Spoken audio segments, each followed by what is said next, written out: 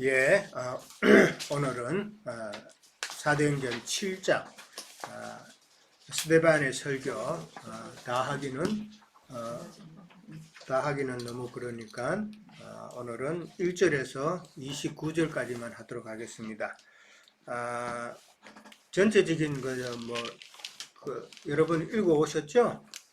스데반의 설교 60절까지 여러분 읽었으리라 생각하고 이제 보면은 이제 1절에서부터 16절까지는 영광의 하나님이 아브라함을 이제 불러내셔서 아브라함을 시작으로 이스라엘의 구속을 이제 시작하시는 그런 내용이 나오죠. 아브라함을 불러내심으로 이스라엘의 구속을 지금 시작하신다는 거. 그 다음에 이제 17절부터 이제 43절까지는 율법의 모독에 대한 스데반이 율법을 모독했고 그 다음에 성전을 모독했다라는 것 때문에 지금 자유민들 그 다음에 많은 사람들이 지금 스데반을 지금 유대인의 공회에 세워서 지금 신문하고 있잖아요. 그러니까 그 주 원인은 이제 성전과 율법에 관한 것 때문이었죠. 스데반이 성전을 비방하고 또 율법을 비판했다라고 이제 그런 식으로 몰아붙인 거였죠. 그래서 이제 유대인의 공회에 세워서 스데반을 지금 공격하고 있는데 이제 그다음에 이제 44절 이후로는 이제 성전에 관한 내용이죠. 그러니까 스데반을 모함했던 두 가지를 갖다가 첫 번째 17절에서 43절까지는 율법을 모독했다는 것에 대한 답을 제시하는 내용이고 그 다음에 44절 이후에는 성전을 모독했다는 것에 대한 답을 이제 스데반이 그런 하는 내용이에요. 조금 전에도 이야기했지만은 스데반이 이렇게 공회에 잡힌 이유는 율법과 성전을 모독했다라는 것인데 대제사장의 질문도 1절에 보면은 이것이 사실이냐라고 했을 때 그 질문 내용도 네가 성전과 율법에 대해서 저자들이 하는 것처럼 실제로 네가 그렇게 했느냐라는 것이죠. 거기에 대해서 이제 스데반의 설교는 이제 거기에 대한 답을 하는 것이다라는 것이죠.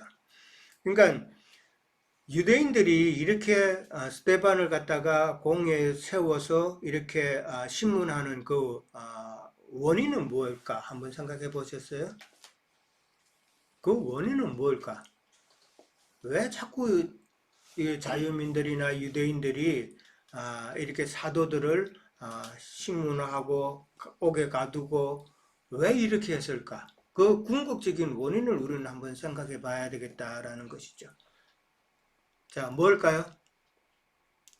유대인들은 율법과 성전에서 하나님을 섬긴다고 하기 때문에 그들은 그거를 모욕하는 걸로 들리기 때문에 모욕하는 걸로 예. 들린다.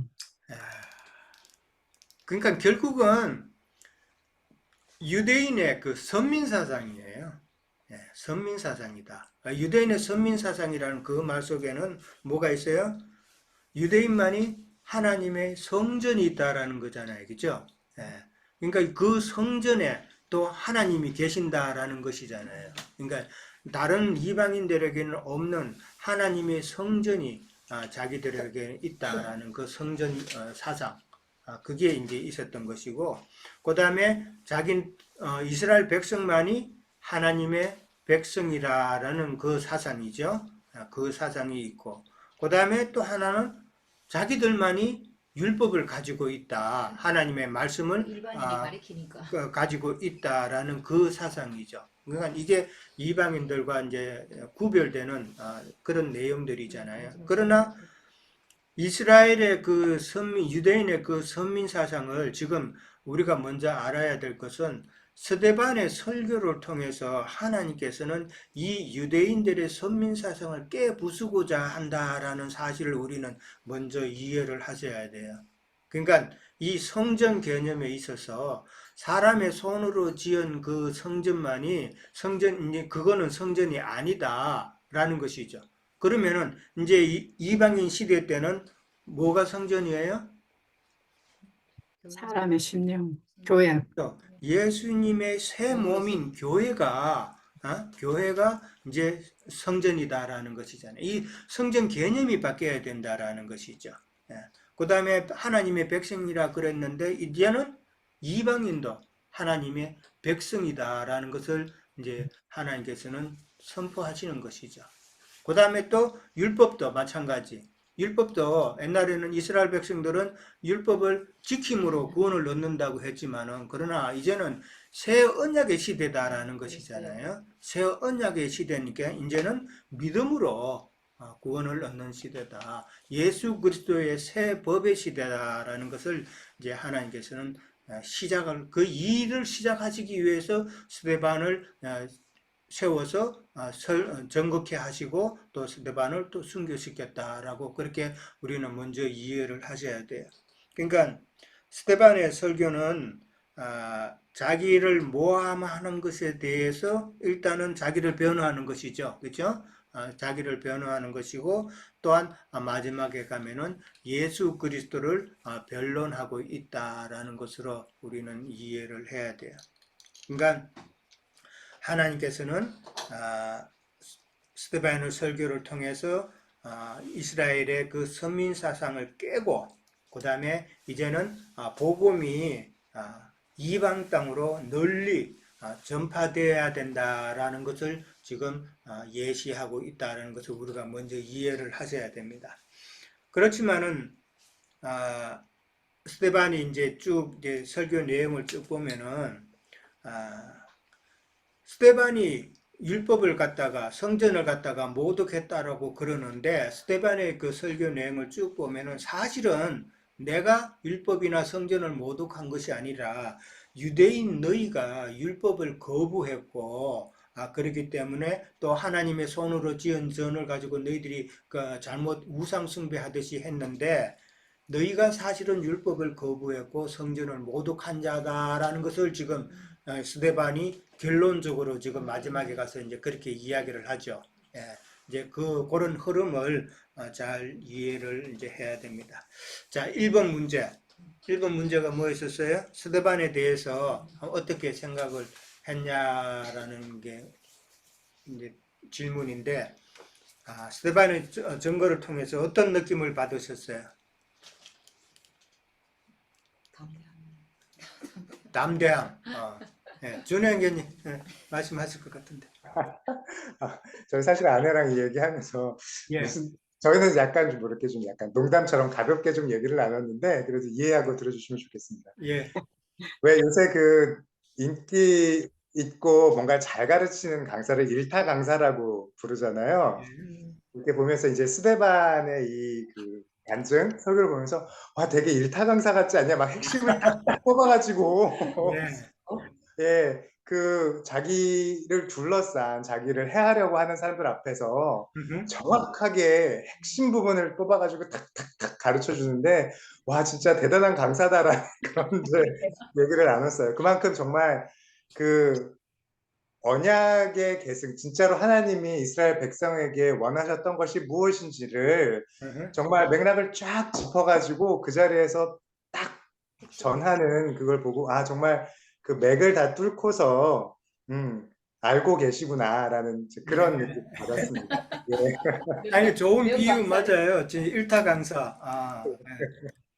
좋은 비유예요. 맞아요. 그러니까 지금 우리가 읽어보면은 스데반의 설교는 정말 그 구약의 믿음의 선진들을 갖다가 동원해서 그렇게 아주 적절한 그런 비유, 적절한 표현을 써가면서 그렇게 지금 이야기하는 내용이 나오죠. 그러니까 그 자유민들과 그 백성들과 그 대제사장들은 사람을 동원하고 거짓 증인들을 내세웠지만은 지금 스데반은 거짓 증인을 대항해서 믿음의 선진들을 지금 내세웠다는 거. 그 사람 되게 부끄러울 것 같아요. 이런 거를 보면은 그렇죠. 그 유대인들이 정말 존경하는 아브라함부터 시작해서 이제 모세하고 뭐 요셉, 뭐 야곱 이런 대단한 사람들을 딱 이렇게 정인으로 내세워서 이렇게 그들이 거짓 정인을 내세워서 했던 것에 대한 대항시키는 이런 모습들은 정말 대단한 그런 아주 정말 적절한 그런 용법을 써가면서 그렇게 했다라는 거 우리가 느낄 수 있죠. 또 아까 이제 오자면이면 담대함이라고 그랬는데 담대함도 보이죠. 예, 담대함도 보여요. 또 어떤 면이 보여요?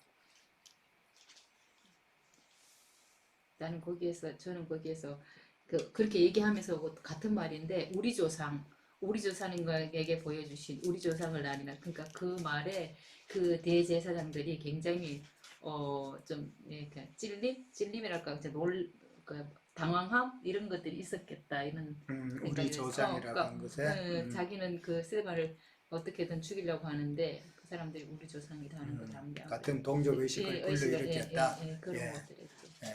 눈이 들어왔어. 그러니까 스테반의 설교를 이렇게 쭉 이렇게 특히 마지막 부분을 이렇게 쭉 보면은 어떻게 보면은 지금 자기 목숨이 지금 경각에 달린 시점이잖아요. 자기 목숨이 지금 많은 사람들 앞에서 경각에 달린 시점이고 실제 이제 마지막에는 이제 스테반이 순교하는 그런 이제 모습인데 자기를 이제 살기 위한 그런 변명이 전혀 아니다라는 거. 살기 위한 변명은 1도 없고 그 다음에 있는 진리로 성령께서 말씀하시고자 하는 진리를 그대로 전한다라는 것이죠. 그래서 그대로 전하면은 스테반 자신이 자기는 죽을 거라는 거 모르겠어요? 알죠. 돌에 맞아 죽을 것이라는 거 안단 말이에요. 할 말은 하겠다. 그래도 끝까지 진리를 지키고 순교까지 각오하는 그런 모습을 우리는 다 볼 수 있잖아요. 그죠? 마지막에서. 그 다음에 스테반은 이렇게 쭉 설교하는 가운데서 쭉 처음부터 이제 아브라함부터 시작해서 쭉 나오는 거 보면은 성경에 대해서는 상당히 능통하다라는 것을 또 알 수 있죠. 그렇죠? 예. 성경을 오랫동안 믿어도 성경 이야기 한번 해보라 그러면은 말 못하잖아요. 예. 그걸 우리는 또 한번 생각해보고 우리가 이 진리의 말씀을 참 오랫동안 이렇게 배우고 있는데도 누구 앞에 가서 진리를 증거해보라고 그러면은 이 증거 못한다 그러면 스테반을 보면 조금 부끄럽죠? 예. 우리가 항상 증거할 수 있는 만큼 좀 성경에 능통해야 되겠다라는 것이죠. 그러니까 지난번에도 말했지만은 바울도 사실은 상당히 성경에 능통한 로마서를 통해서 보면은 구약의 모든 것에 능통했죠. 능통했는데 그 가말리엘 그 문화생으로서 지냈기 때문이다 그랬는데 지난번에도 스테반도 1절에 의하면은 가말리엘 문화생으로서 그렇게 성경에 능통한 자였다라는 것을 이제 나누었었죠. 자, 그 다음에 이제 구약의 인물들을 갖다가 등장시켜서 유대인들을 정죄하는 그런 아주 논리적이고 그 다음에 아주 적절하고 그런 참 지혜로운 그런 모습을 우리는 볼 수 있다라는 것이죠. 이게 이제 성령의 지혜라고 그러죠. 자, 그 다음에 이제 이 모든 것은 결국은 무엇 때문에? 스테반의 심령에 성령이 충만했기 때문에 볼 수 있는 모습들이다라는 것이잖아요. 아무리 내가 성경을 많이 알고 뭐 이렇게 해도 내 속에 성령이 충만하지 않으면은 이런 식으로 나오기가 어렵다라는 것이 이제 핵심이죠. 자, 2절부터 이제 8절까지 가면은 자, 2절부터 8절까지는 누구에 대한 이야기예요? 아브라함에 대한 이야기죠. 예, 아브라함에 대한 이야기인데 아브라함은 이제 유대인들의 그 조상이잖아요. 믿음의 조상이라고 그러는데 사실 지금 스테반이 아브라함과 그 다음에 요셉과 모세에 대해서 이야기를 쭉 하지만은 유대인들도 듣는 유대인들도 사실은 그 이야기를 다 잘 아는 내용이잖아요. 그렇죠? 잘 아는 내용인데 지금 스테반은 아브라함부터 시작을 해서 이야기를 전개하고 있다라는 것이잖아요. 왜 아브라함부터 시작을 했을까? 아브라함 믿음의 조상이니까. 예, 믿음의 조상이니까 믿음의 조상이기 때문에 친숙하게 이제 아브라함 이야기를 이제 유대인들에게 꺼낼 수가 있는 것이죠. 만약에 예수님에 대해서 바로 처음부터 이야기했다면은 유대인들이 반발을 일으켰겠죠. 반발을 일으킬 수가 있는데 그들이 믿음의 조상이라고 자기네들의 조상이라고 하는 아브라함 이야기부터 하면은 유대인들은 다 쉽게 듣는다라는 것이죠. 그렇게 해서 들으면서 결국은 누구를 지금 끌어와요? 모세도 끌어오고 그 다음에 요셉도 끌어오죠. 그러니까 요셉과 모세를 끌어오기 위해서 이제 아브라함을 시작으로 이야기를 그렇게 시작했다라고 이제 그렇게 보면 되겠죠. 자, 아브라함에 대해서 스데반은 어떻게 그렇게 설명을 했냐는 것이 이제 두 번째 문제죠. 아브라함에 대한 이야기는 창세기 몇 장부터 나와요? 12장.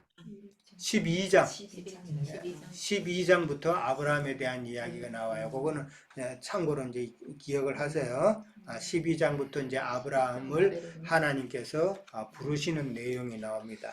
자, 아브라함에 대해서 스데반은 첫 번째 어떻게 내용을 전개 한번 해보세요.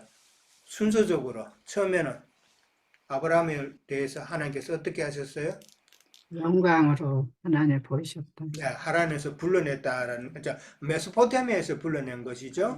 네, 메소포타미아에서 하나님께서 부르신 그 내용이 기록되었다. 뭐라고 되어 있어요? 고향과 친척을 떠나 내가 네게 보일 땅으로 가라라고 이제 그렇게 이야기를 했었죠. 그 다음에는 이제 순례 여정이 이제 기록이 되었죠. 순례 여정 처음에는 어디서? 갈대아 우르라는 뜻이 뭐라고 그랬죠? 빛인데 이거는 가짜 빛이다 말이에요. 가짜 빛. 세상에서 나오는 거예요. 메소포타미아는 이제 세상을 의미한다라고 보면 돼요. 세상에서 나오고 그 다음에 또 어디로 가요? 하란으로 가죠. 하란으로 가서 바로 또 가는 거 아니죠? 데라가 죽기까지 기다리죠. 데라가 죽기까지 기다린다. 그러고 난 다음에 어디로 가요? 가나안 땅. 가나안 땅으로 가죠. 자, 여기서 우리가 또 한번 생각해 봐야 될 게 있죠. 그러니까 결국은 아브라함은 가나안 땅으로 가기 위해서 몇 번을 떠나요? 2번. 2번을 떠난단 말이에요. 이게 무슨 의미예요? 두 번째 강은 두 강을 건너. 네, 2강을 건너는 건데 메소포타미아 강도 건너고 그 다음에 또 한 번 더 건너고 자, 여기서 2번 이렇게 나온다는 의미는 설명을 해야죠, 우리가. 원래 제가 좀 할까요? 예. 원래 데라는 셈 족속이었잖아요. 예. 그러다가 그 창세기 10장 마지막 끝에 보면은 동편으로 수발 산으로 가다가 평지로 내려와서 바벨론을 짓는 그런 변질된 셈 족속이 되니까 거기서 아브라함에게 하나님의 영광을 나타내셔가지고 귀신의 처소 다른 신을 섬기는 데서 빼내서 하란으로 옮겼잖아요. 네. 그래서 종교 생활을 했던 아브라함을 불러내셨다는 걸 우리가 볼 수 있지 않나 싶네요. 네, 그렇죠. 우르 그 메소포타미아 지역에서 나왔다는 건 일단은 세상에서 나오는 거예요. 세상에서 한번 또 나오고 그 다음에 하란에서 그 아버지가 죽을 때까지 있다가 아버지가 죽고 데라가 죽고 난 다음에 하란을 떠났다라는 건 종교 생활에서 또 떠난 거단 말이에요. 혼전 진앙에서 떠나고. 그러니까 우리가 세상에서도 한번 나오고 이스라엘 백성들이 애굽에서 한번 나오고 그 다음에 광야에서도 또 나와야 되죠. 그 이치와 똑같다라고 이해를 하셔야 된다는. 그러니까 세상 우리가 예배당 다닐 때만 해도 이런 2번 나와야 된다는 것에 대해서는 몰랐잖아요. 그냥 세상 살다가 예수 믿고 그냥 잘 믿다가 이제 천국 가면은 그만이다라고 생각했잖아요. 근데 성경은 그것만 이야기하는 것이 아니다. 그게 아니다라는 것이죠. 2단계를 거쳐야 되고 또 반드시 마지막 가나안 땅에 들어가 예수 그리스도 안에 들어가려면은 우리가 이루어야 될 구원이 영의 구원만이 아니다. 혼의 구원을 이루어서 온전한 자로서 그런 과정을 거쳐야 된다는 것을 우리는 늘 이야기하고 있죠. 예, 그런 것을 잘 설명을 할 수 있어야 된다라는 것이죠. 자, 세 번째로는 아브라함에 대해서 뭐라고 그랬어요? 아브라함에게는 뭐가 없다고요? 자손, 후손, 후손도 없었지만 지금 성경 본문에서 말하고 땅. 있는 거는 땅이 없었다 그랬죠. 예, 땅이 없었지만 땅이 없었고 다만 그의 후손들에게 그 땅을 약속하셨다라고 그랬어요. 그 땅은 뭐예요? 기업이죠. 예. 네. 그러니까 그 땅, 그 기업은 결국 누구를 말하는 거예요? 예수 그리스도를 말하는 것이죠. 예. 이걸 잘 한번 생각해 봐야 된다. 아브라함에게는 그 땅이 그러니까 없었지만은 그 후손들에게는 그 땅이 있다. 그 후손들이라는 것은 육적 후손임을 말하겠어요? 영적 후손을 지금 두고 지금 성경은 말하고 있다라는 것이죠. 예. 아브라함의 영적 후손들에게는 땅이 있다라는 것이죠. 그 땅은 누구라고요? 예수 그리스도다라는 거죠. 예. 이렇게 우리는 이해를 해야 된다. 예. 자꾸 물질적인 땅만 그렇게 이야기하고 그러면 안 된다라는 거죠. 자, 아브라함에게는 땅이 없다는 사실을 우리는 뭘로 알 수 있어요? 땅이 없었다는 거는 창세기 보면은 사라가 죽고 난 다음에 사라를 매장을 해야 되는데 매장할 땅 하나 없었다라는 거 같잖아요. 그게 이제 아브라함에게는 땅이 없었다라는 증거가 되는 것이죠. 자기 땅이 있었으면 자기 땅에다가 했겠죠. 그러나 아브라함은 막벨라 굴을 매입을 했다라고 이제 해족속 에브론에게서 땅을 은 400세겔을 주고 구입을 했다라는 그 말에 보면은 그 말로 인해서 아브라함은 땅이 없었다라는 걸 알 수 있다라는 것이죠. 자, 그 다음에 이제 아브라함에 대해서 또 뭐라고 표현을 했어요? 나그네. 나그네 된다 그랬죠. 예. 애굽 땅에서 나그네와 또한 종살이를 하게 될 것이다라고 그렇게 이야기하고 있죠. 그 종살이를 몇 년 동안 해요? 400년 동안 한다고 그랬어요. 400년 동안 하는데 다른 성경에서는 출애굽기 12장에 보면은 거기는 430년이라고 되어 있어요. 예. 근데 여기는 400년이라고 되어 있어요. 근데 따지기 좋아하는 사람들은 이거 가지고 다 봐라 성경이 틀리지 않느냐 라면서 성경의 권위를 부인하려고 하는 자들이 많이 있죠. 그런 사람 성경 여기는 이런데 여기는 이렇다라고 성경이 틀리지 않느냐라고 하는 사람이 의외로 많아요. 예. 근데 우리 이걸 거두면 우리는 어떻게 이해를 해야 될까? 요셉이 총리가 되는 30세를 그러니까 30년을 다 하는 건 이제 요셉의 그 기간까지 이제 포함해서 이제 그렇게 할 수 한 거라고 볼 수도 있는데 우리 한국 사람도 그렇지만은 셈족이었던 이스라엘 사람들도 숫자 개념에 있어서는 대략적인 개념.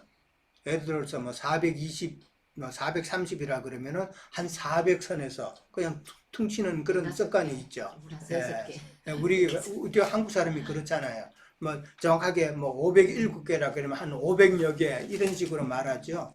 그런 식으로 좀 계략적인 그런 표현이었다라는 것을 이해를 하면 될 것 같아요.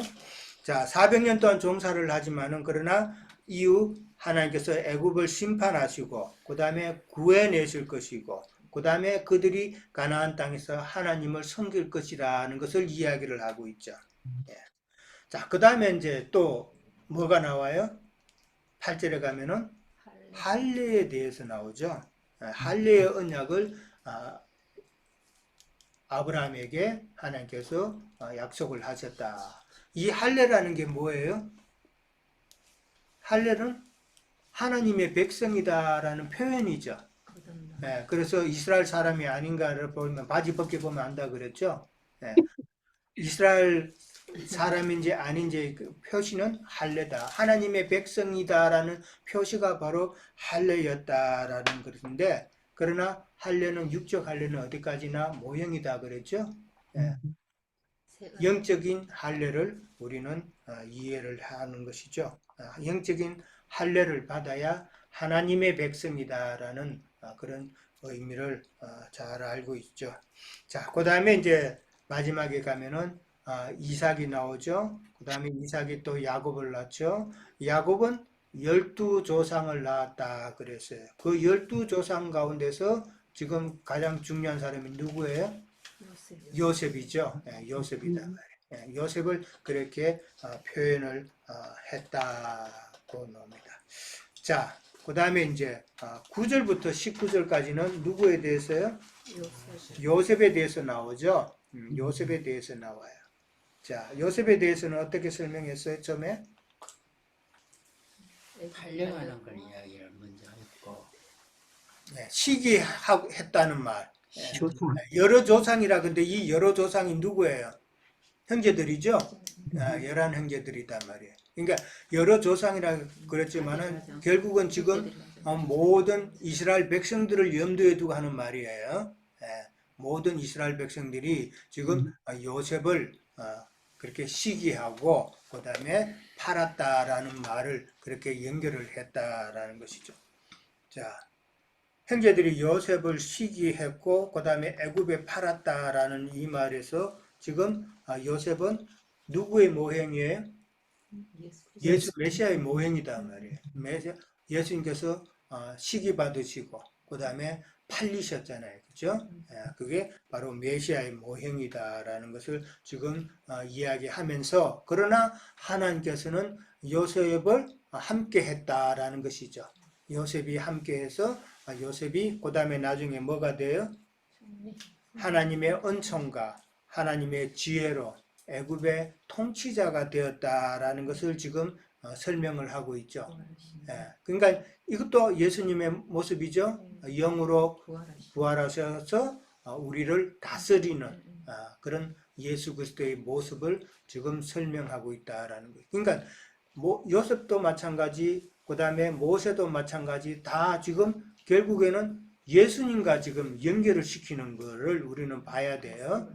예수님의 모형이다라는 것을 이야기하고 있고, 그 다음에 이제 양식 구하러 온 이제 형제들에게 이제 알려진다는 내용이 나오죠. 알려지고, 그 다음에 그의 75사람을 청하였다라는 말은 75 자기 식구들의 지금 구원자가 됐다는 이야기죠. 자기 백성, 자기 식구의 구원자가 되셨다라는 것도 예수님을 모형으로 그렇게 설명하는 것을 볼 수가 있고, 여기서 양식 구하러 온 형제들이 처음에는 알았어요, 몰랐어요? 몰랐죠. 처음에는 몰랐죠. 처음에는 몰랐고, 그 다음에 이제 두 번째 또 이제 보게 했을 때, 그때는 이제 자기가 자기 형제다라는 것을 이제 알렸다라는 것이죠. 그 알리고, 그 알렸다는 말은 예수님께서 메시아다라는 것을 이 땅에 오셔서 말씀을 많이 하셨죠. 말씀을 하셨단 말이에요. 그것과 같이 연결될 수 있고, 75인의 구원자가 되셨다라는 것은 구세주가 되신 예수님의 모습을 이야기한다. 그런데 75명이라고 되어 있는데 창세기 46장 27절에 보면은 몇 명으로 되어 있어요? 70명으로 되어 있어요. 또 이제 숫자가 또 다르죠? 이게 맛소라 사본에서는 70명으로 나와요. 그 다음에 이제 그 70명으로 나오고, 그 다음에 70인역 그 성경에서는 75명으로 나와요. 75명으로 나오는데, 이제 사람들은, 신학자들은 그 5명이 요셉의 아들, 딸, 식구들을 추가로 뭐 했다, 뭐 그렇게 이야기하는데, 그렇게 따지고 보면 그것도 정확하게 5명까지는 안 맞아요.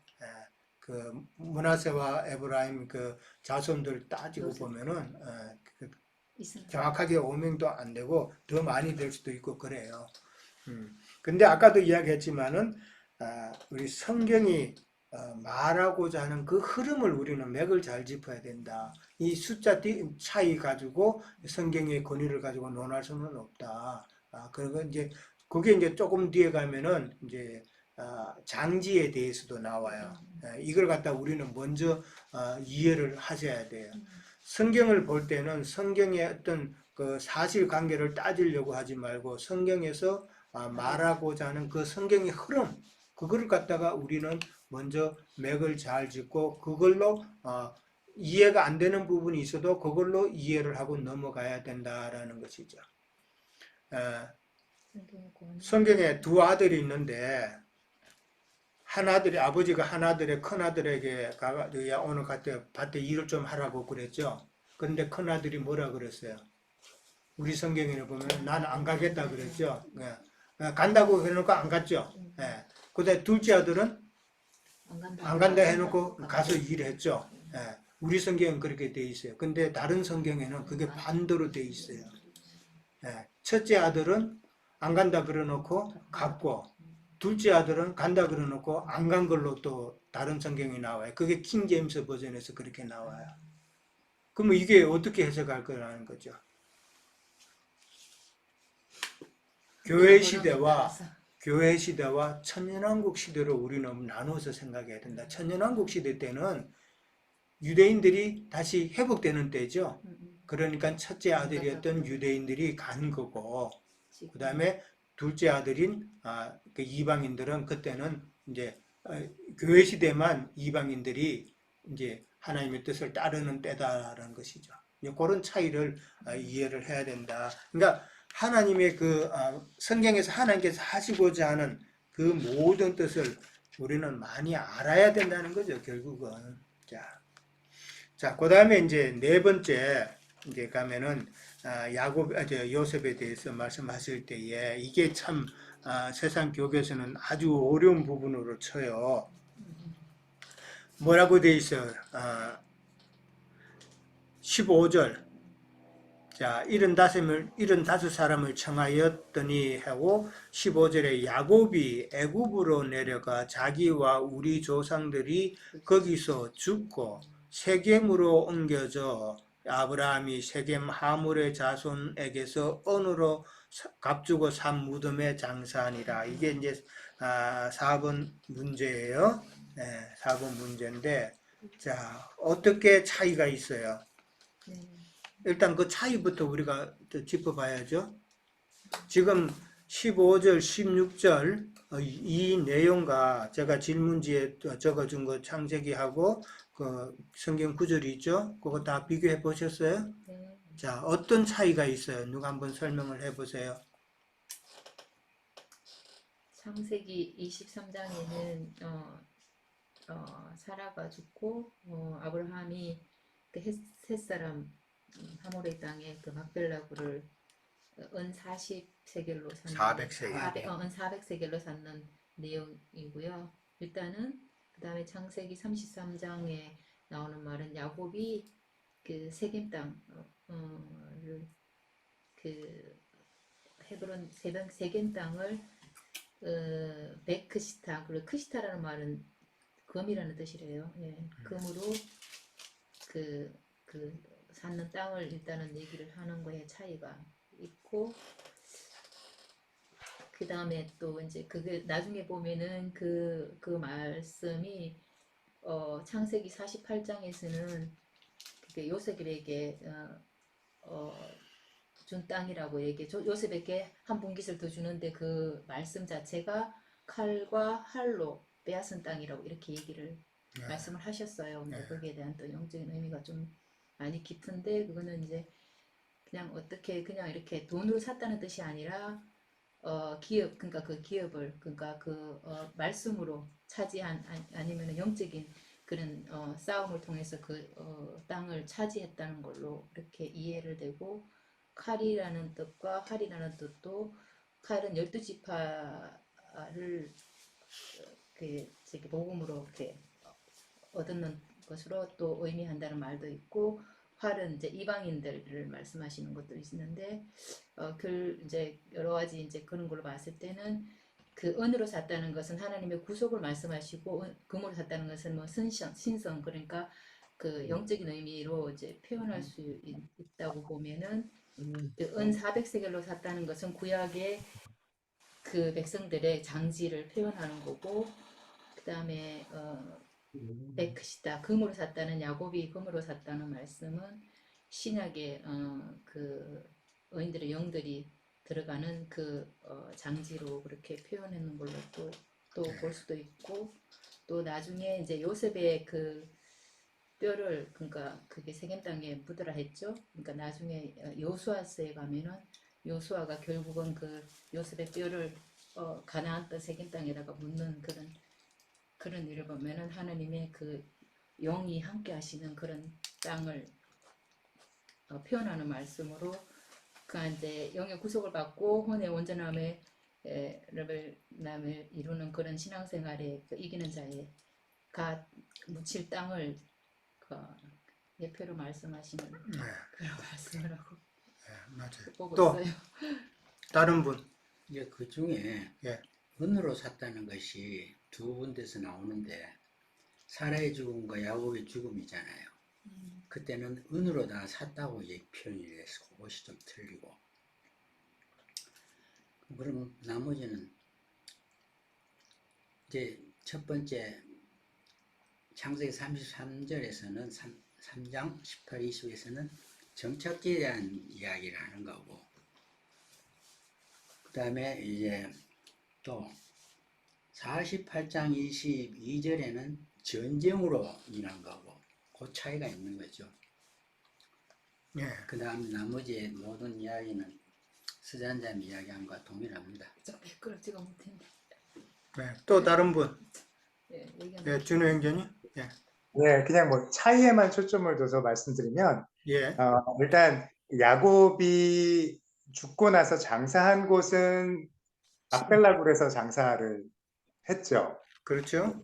예, 세겜에서 거기서 장사를 지낸 거는 이제 요셉이었고요. 그래서 그런 차이가 또 하나 있습니다. 예. 지금 성경에 보면은 야곱이 세겜으로 옮겨져서 거기서 장사 지냈다라고 성경에 나와 있죠. 예, 지금 15절에 보면은 야곱이 애굽으로 내려가 자기와 우리 조상들이 거기서 죽고 세겜으로 옮겨졌다 그랬는데 실제로 야곱은 어디에 장사되었어요? 야곱은 야곱은 막벨라 굴에 굴에 이제 장사되었죠. 네, 예. 레아까지.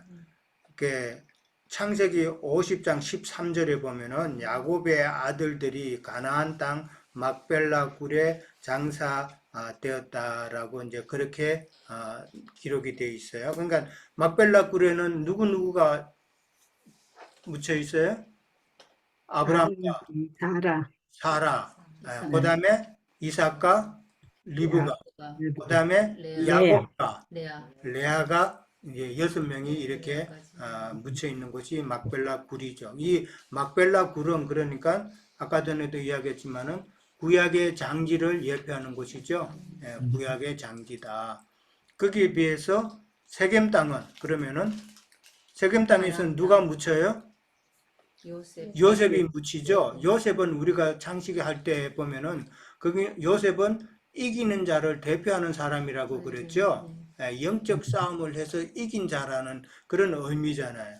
그런 자가 들어가는 곳이 바로 세겜 장지다라는 것이죠. 그 세겜 장지는 얼마에 샀다고요?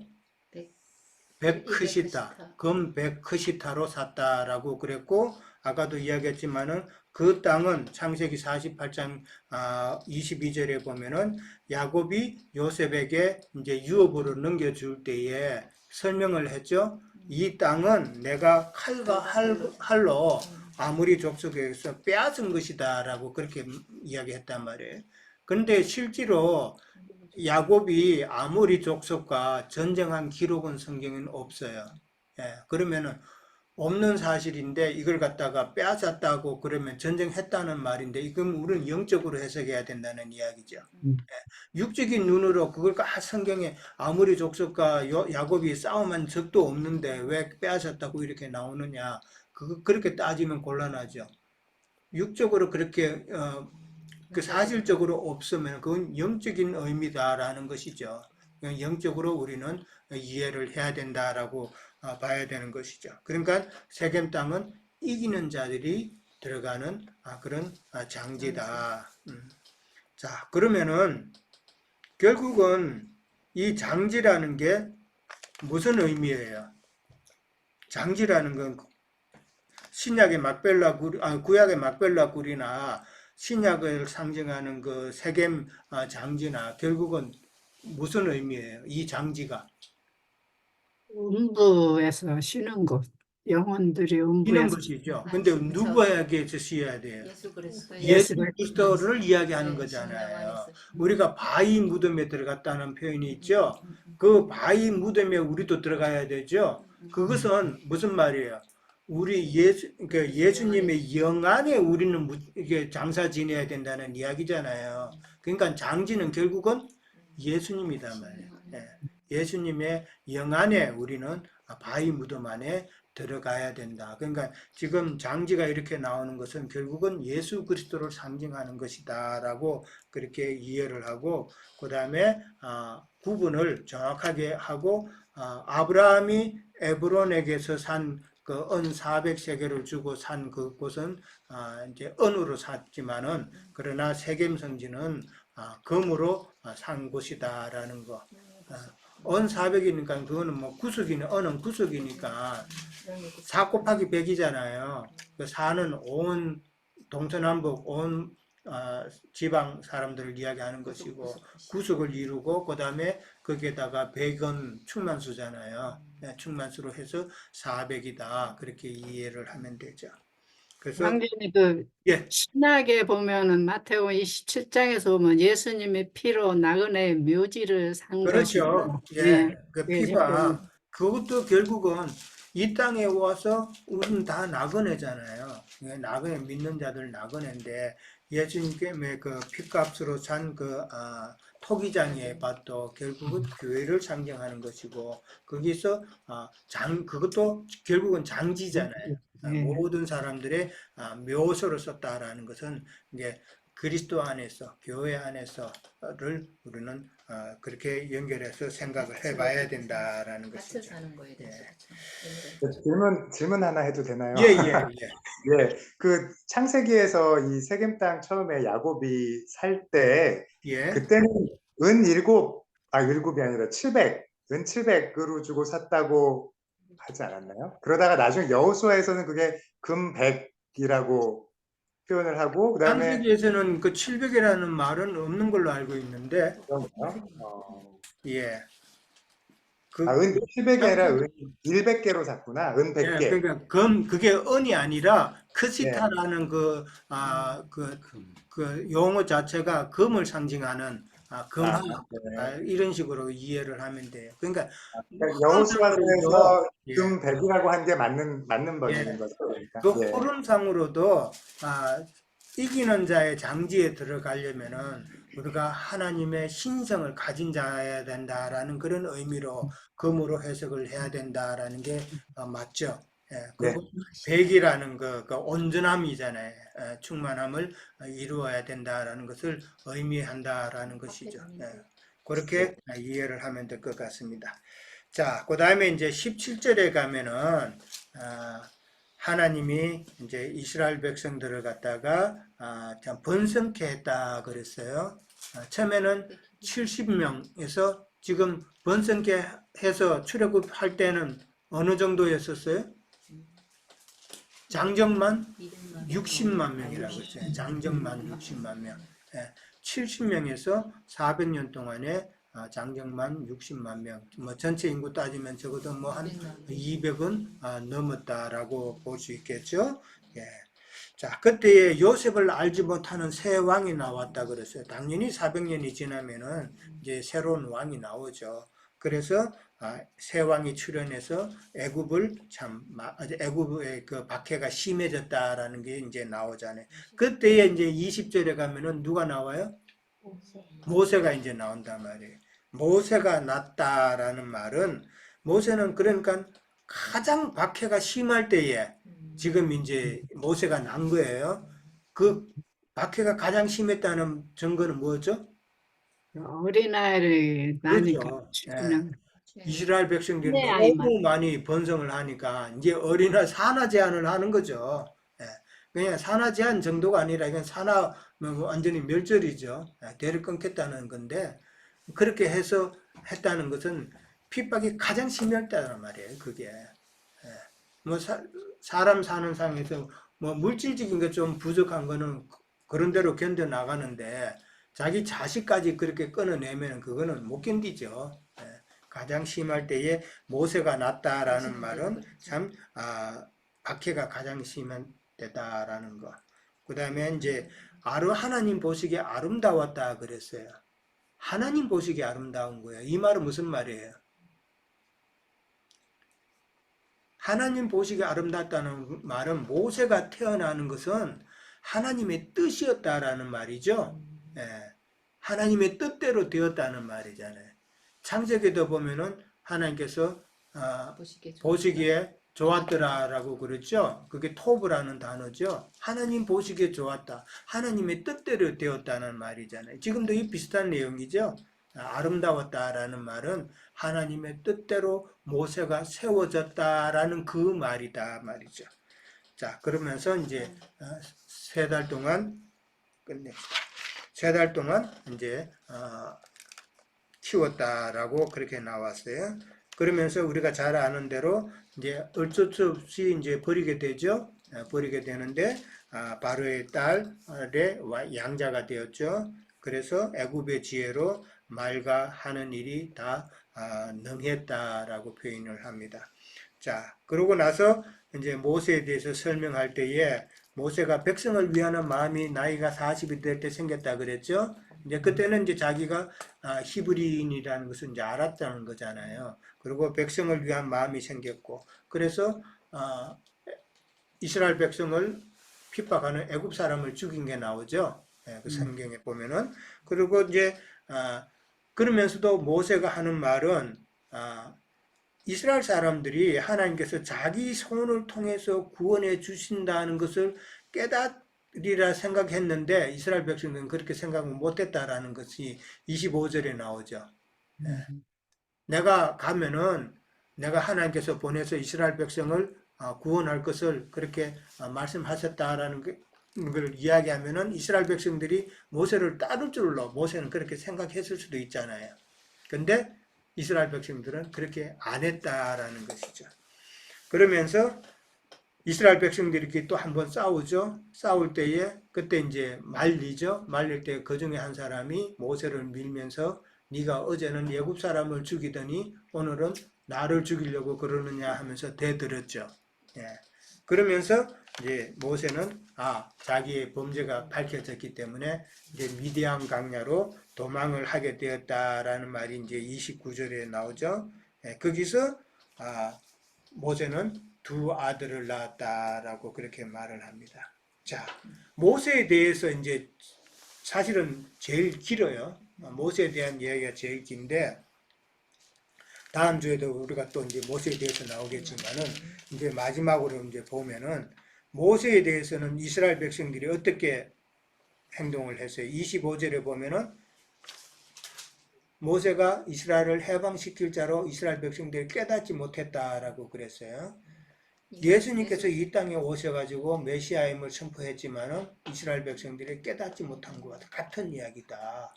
그래서 요셉과 모세는 예수님하고 이렇게 연결지어서 그렇게 이해를 하면 된다라는 것이고 27절에 가면은 또 떠밀었다 그랬어요. 밀쳐내죠 모세를. 우리 예수님도 똑같은 그런 상황을 많이 당했죠.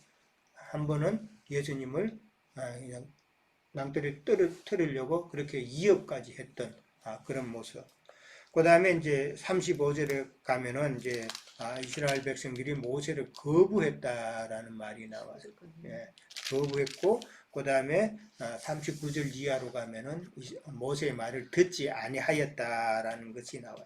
이런 표현들은 결국은 이스라엘 백성들이 율법을 갖다가 대적했다는 말이단 말이에요.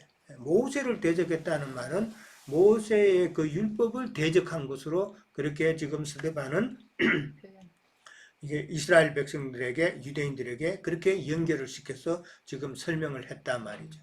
이 말을 들었을 때 유대인들은 그걸 몰랐을까? 알았겠죠. 예. 아, 지금 마음에 찔려 모세가 모세를 대적했던 그 표현들이 지금 자기를 두고 하는 말들이구나. 그 다음에 요셉을 두고 그 형제들이 요셉을 시기하고 팔아 넘겼다는 것이 자기를 두고 하는 이야기군가 한 것을 알았단 말이에요, 이들은. 예. 그러니까 그 찔리라고 그렇게 아주 시기적절하게 지금 스데반은 지금 이야기를 하고 있다라는 것이죠. 자, 5번 마지막 문제 하고 마칩니다. 자, 스데반은 믿음의 선진들을 이야기하면서 두 사람을 갖다가 지금 드러내고 있어요? 제가 알기로는 아브람과 모세 같은데. 내가 아브라함과 사람이 모세, 나오네. 또 여러 사람이, 또 에리카 자매는 요셉하고 모세, 또 나는 모세하고 요셉. 모세하고 요셉. 나는 하나님과 다 포함이 돼. 이 모세는 또 하나님과도 예수님과도 네. 거의 같은 걸로 봐서 율법과 네. 선지자. 그래서 나는 예수님은 오르멜이고 그래서 모세를 내가 택했어요. 모세하고 선지자. 아브라함으로. 예. 네. 성희자매님은 저도 모세하고 아브라함 모세하고 아브라함이에요. 자, 모르겠습니다. 다 스데반이 지금 아까도 이야기했지만 율법과 그 다음에 성적 문제로 자기를 지금 유대인들이 고소했잖아요. 그러면서 지금 율법과 성적 문제를 갖다가 제시하는 그 믿음의 선진들을 두고 말할 때는 지금 요셉하고 모세를 이야기하는 거예요. 예. 요셉하고 모세. 그러니까 아브라함은 믿음의 조상이기 때문에 그러니까 모세와 요셉을 도입시키기 위해서 이제 아브라함부터 설명을 시작한 것이고, 실제로 지금 스데반이 지금 중점을 두고 이야기하는 그 선지는 요셉하고 모세다라는 것이죠. 요셉하고 모세의 공통점이 그러면 뭔가 하는 것이죠. 예수 그리스도를 존중하고요. 요셉과 모세의 공통점은 쫓겨남 나그네 된. 그렇죠. 시기당했다. 요셉 같은 경우도 이스라엘 백성들이 시기하고 그 다음에 팔아넘겼다라는 것이죠. 그걸 지적하고 싶은 거죠. 그 다음에 모세도 마찬가지로 하나님께서 세운 자를 지금 이스라엘 백성들이 지금 핍박을 했다라는 거죠. 대적했다는 것이잖아요. 그리고 또 하나 공통점은 요셉은 자기 형제들이 팔아넘겼지만은, 핍박하고 팔아넘겼지만은 하나님의 함께 하심으로 결국은 뭐가 돼요? 총리가 됐다는 말. 영으로 다스리는 거예요. 예수님의 다스림과 하고 연결시키는 거죠. 총리가 되었다는 것을 이야기하고 있고, 그 다음에 요셉도 모세도 마찬가지로 자기 백성의 그 구원자가 되었다는 그 이야기를 지금 연결해서 지금 암시하고 있다라는 것이죠. 그래서 지금 스데반은 자기의 설교를 통해서 요셉과 모세를 지금 중점적으로 지금 드러내고 있다.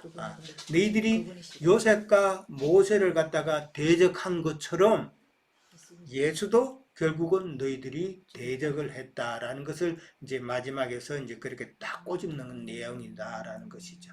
오늘 이제 거기까지 그렇게 이해를 하면 될 것 같습니다. 자, 오늘은 이제 여기까지 그렇게 하도록 하고, 혹시 또 다른 부언하실 말씀이 있으세요? 나영전. 예. 근데 보통 설명. 나인데 어떤 설명 바라시고 싫어해요. 혹시 부언하실 말씀 추천합니다. 예. 네.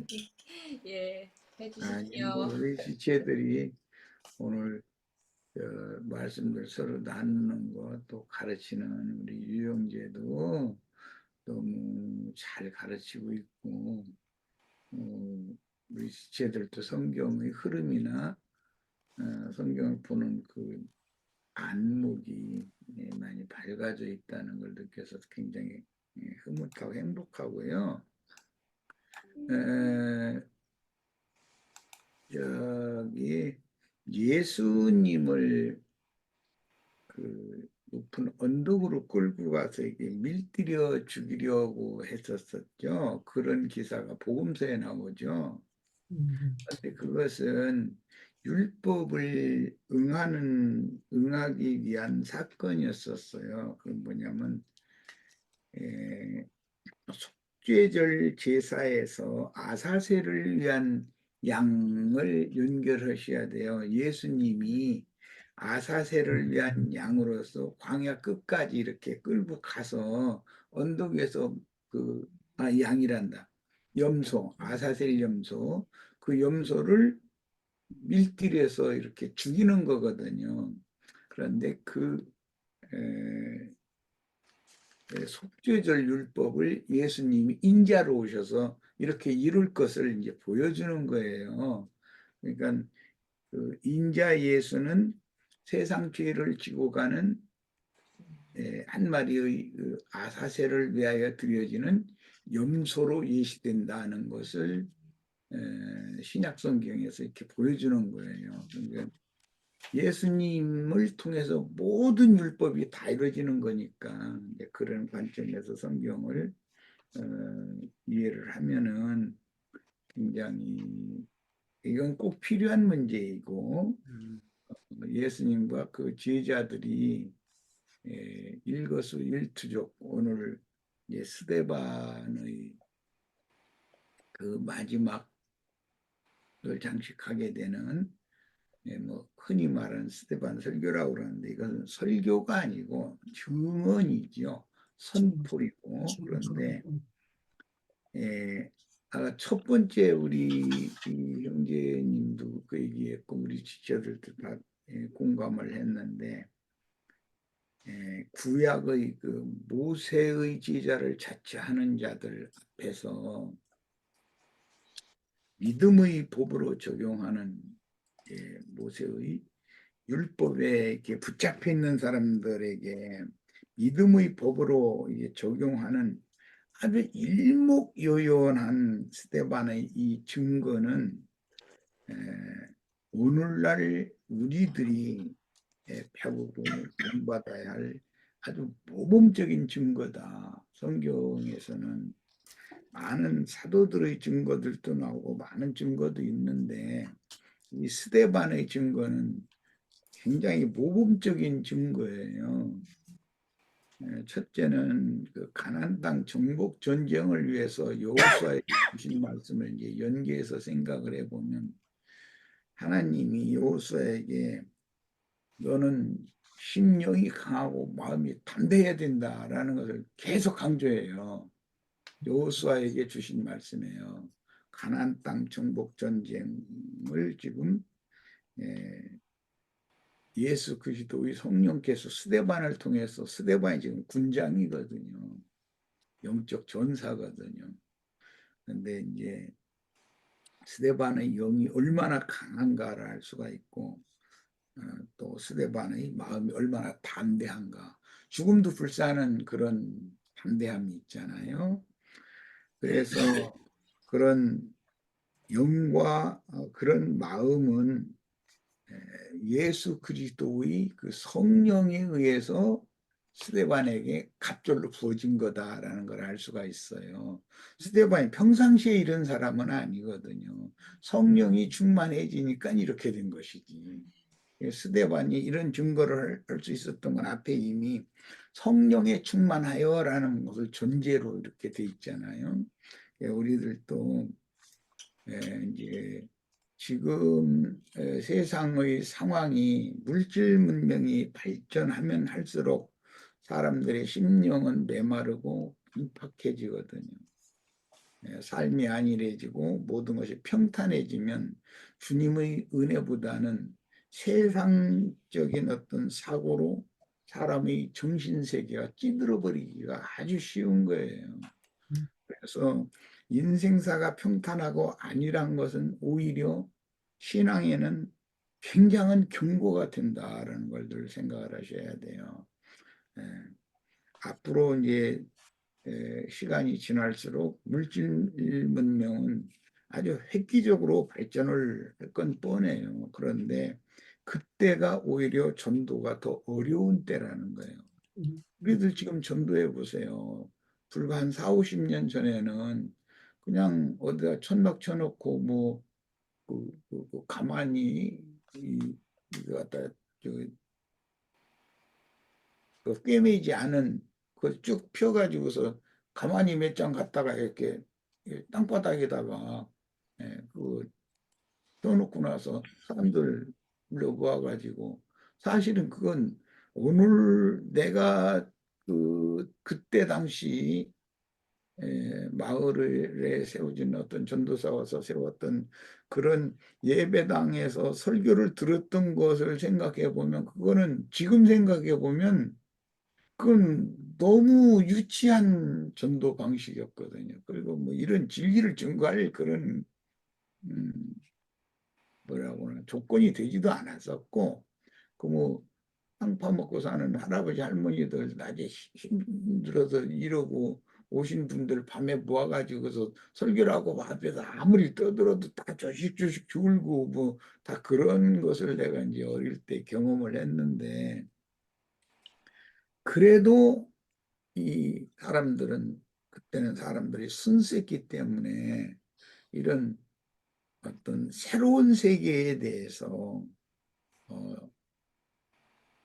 서양 문물에 대해서 소개를 하고 전도를 하는 자료를 성경으로 삼아 가지고서 이렇게 설교를 할 때 사람들이 매료되어지고 많이 모였었거든요. 그런데 지금은 전도를 하기가 더 어려운 시대가 왔다는 걸 알 수 있잖아요. 물론 그 긴 시간이 지나는 동안에 세상 대인들이라 하는 그런 자칭 큰 자들이 많이 나타나서 스스로 그 목사들 스스로 자신들의 그 무덤을 이제 팠죠. 그래가지고 불신을 조장을 했고 지금은 그 목사들에 대한 존경심이나 또는 신뢰감보다는 불신감 또는 그들의 위선자라고 하는 이런 것 때문에 전도가 안 돼요, 오히려. 그런 이렇게 어려운 상황을 만들어 놓은 상태에서 우리가 지금 이런 진리를 증거하려고 그러면은 그 사람들의 말을 듣고서 이미 뭐라고 하나 그 세상적인 표현으로는 음식으로 말하자면 식상한 그런 팽배한 그런 반감 이런 것이 있는 상태에서 아무리 전도를 하려고 해도 그래도 좀 불안하다. 그래도 당신도 좀 더 알아봐야 되겠다. 그런데 그러면 대화를 좀 더 해보자 나랑. 그렇게 하면 난 시간이 없다. 무엇하다 자꾸 이러거든요. 빠져나가 버리기 때문에 한마디의 그 고기를 낚는 것도 굉장히 어려운 것을 난 많이 느꼈어요. 나 혼자 뭐 전도책도 작년에는 이렇게 돌려보고 뭐 오랜 시간을 그 여기 양양 그 28,000명밖에 살지 않는 이런 분인데 이 읍내 그 중심 거리에 그 책을 들고 서서 몇 시간을 서 있는데 책 몇 권을 받아가는 사람이에요. 받아만 가져도 공짜로 주는 거니까 참 감사하겠는데 관심을 안 가져요. 이제 엊그제는 또 내가 이제 무슨 이제 내 개인적인 일이 있어서 부동산업을 하는 분과 긴 시간을 차를 타고 갔다 왔다 이제 이러면서 내가 이제 전도를 시작을 했더니 그분도 그 얘기를 다 하더라고요. 나보고 목사님만 같이 그렇게만 진실하게 가르친다면 믿어볼 만한데 그분의 생각을 말하기를 믿어볼 만한데 자기는 이미 교계의 그 목사들한테 많이 다친 거예요. 그래가지고 제일 못 믿을 것이 교회당에서 전하는 소위 그들이 말하는 복음이라는 것이 가장 믿으면 안 되는 거다라는 것이 그냥 막 인이 쳐져 있어요. 그러니까 그런 것을 뚫어낸다는 게 이게 정말 지금 우리 어려운 시대에 살고 있다. 또 앞으로는 더 어려워질 것이다. 그것도 이제 내가 염려를 해가면서 그런 얘기도 사실 했어요. 지금은 모든 삶의 그 형편들이 좋아지다 보니까 사람들이 이 복음이라고 하는 거, 나라는 존재, 나는 무엇인가, 나는 누구인가, 이런 거에 대한 그 생각을 해볼 필요도 없이 너무 바쁘게들 산다.